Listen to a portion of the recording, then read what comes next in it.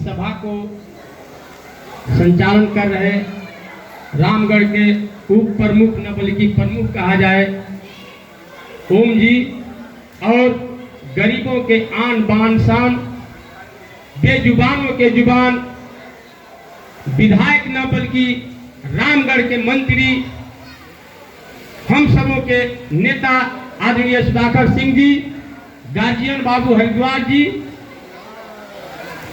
समय कम मिला है, समय मिलना भी कम चाहिए क्योंकि नेताजी के भी बातों को सुनना है। इस रुआ सबके बीच एगो दुगो मुख्य बात रख देते हैं। साथियों, ये भारतीय जनता पार्टी भारत जलाओ पार्टी है। लालू जी बहुत पहले बोले थे कि घर से भारत, जल से जलाओ, पर से पार्टी, यानी भारत जलाओ पार्टी है भारतीय जनता पार्टी। ये लोग घट में राम बगल में छुरी पलखत पावत काटो हुमुड़ी, ये लोग का व्यवस्था है। साथियों, कहने का तो लोग बहुत कुछ कहते हैं, लेकिन गरीबों का आज तक हक दिलवाने वाला गरीबों का नेता लालू यादव हुए, जो जिन्होंने 4 लाख हेक्टेयर बिहार सरकार की जमीन गरीबों के बीच बांटने का काम किया। और अभी हमारा एक मित्र बोले गांधी मैदान में शपथ ग्रहण होगा तो सुधाकर सिंह जी सिंचाई मंत्री बनेंगे।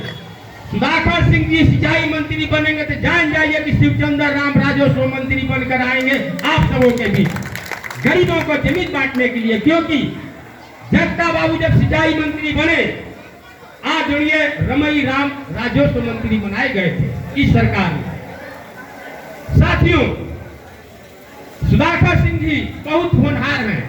यहाँ जब ब्लॉक प्रमुख का चुनाव हो रहा था तो नाना प्रकार के लोगों के द्वारा बात सुनने को मिल रहा था कि सुधाकर सिंह जी कभी चमार को चाहेंगे का।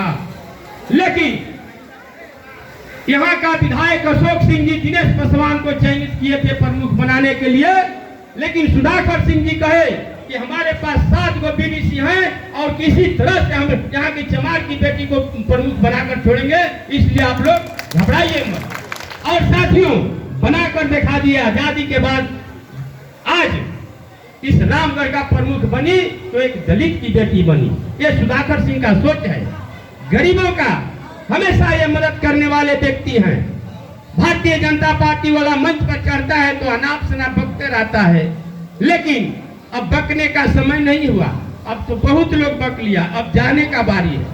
अभी लोग तैयारी कर लिया है। ये दंगाइयों की पार्टी है, दंगा फसाद देश में कराकर चुनाव जीतना चाहती है भारतीय जनता पार्टी। आप सबों ने सुना चंडेस में, हमारा पंचायत पड़ता है चंडेस में दलितों का घर गिराया गया। वहां का मुखिया और विधायक जी के द्वारा 2-3 गो खरवार बिरादरी के लोगों को घर गिरवा दिया गया। भाई सुधाकर सिंह जी मंच के माध्यम से कहीं बोल दिए कि गरीबों का घर गिरेगा तो अमीर लोग भी बिहार सरकार ने घर बनाया है तो हमारी सरकार बनेगी तो गिरा दे। ये कौन सी बड़ी बात भाई? गरीब का सही जमीन नहीं है उसके पास और उसका घर गिरवाता है भारतीय जनता पार्टी।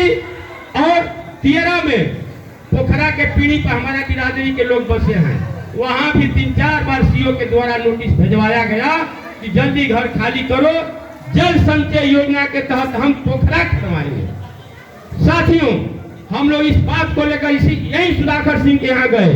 सुधाकर सिंह जी कहे कि लाल बहादुर भैया घबराने की जरूरत नहीं, किसी भी कीमत पर गरीबों का घर हम गिरने नहीं देंगे। और हाई कोर्ट से स्टे लिया करके लगवा दिया, गरीबों का घर बच गया। उसमें का सुधाकर सिंह का विचार है।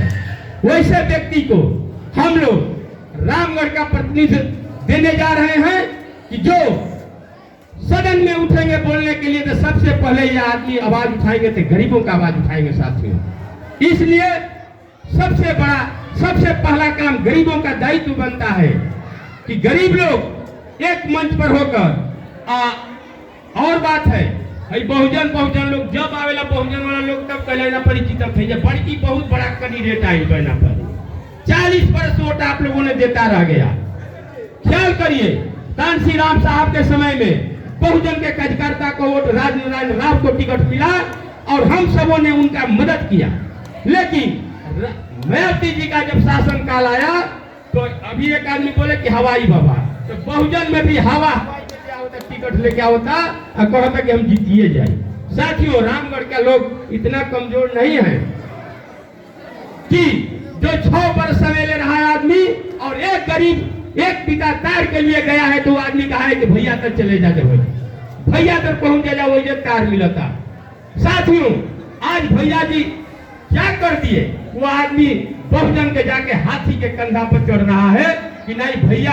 अशोक सिंह का विरोध कहीं नहीं सुनिएगा आप लोग। जहां भी अंबिका यादव का सभा होता है तो हम लोग तो भाई भारतीय जनता पार्टी से लड़ रहे हैं।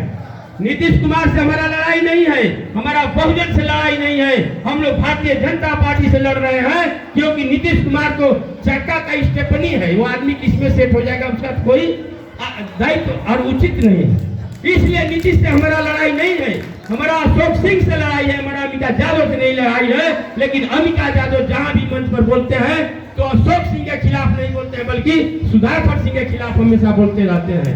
क्या कारण है? वो आए हैं अंबिका यादव को हराने के लिए कि जिताने के लिए, सोचने का विषय है। इसलिए आप लोगों से हम अपील करते हैं, इन्हीं चंद शब्दों के बाद अपनी वाणी को विराम देता हूँ। जय हिंद, जय भारत।